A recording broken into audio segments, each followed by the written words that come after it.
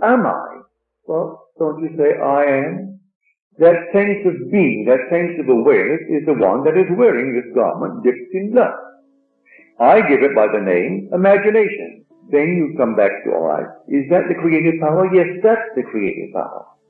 And you mean that I am only now a filter? That's all that I am, an emotional filter. And I bear the marks of my prevalent emotion. Well, now what is my prevalent emotion? And then you name it. You could name it wealth if you want to. You could actually feel that you're completely wealthy. Feel yourself to be anything in this world, if that's what you want. It has never been my cup of tea.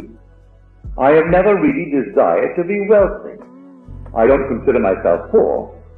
My income is adequate, not from attending my lectures, but my income is adequate based upon what my earthly father left me. It's adequate, more than adequate. So it's not dependent on this.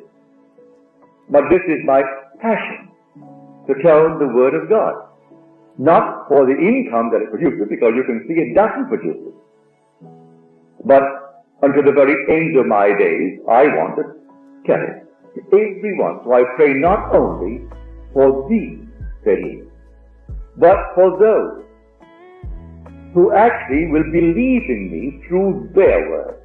For they will hear it, experience it, and then they will tell it. That they may be one, even as you and I, Father, are one.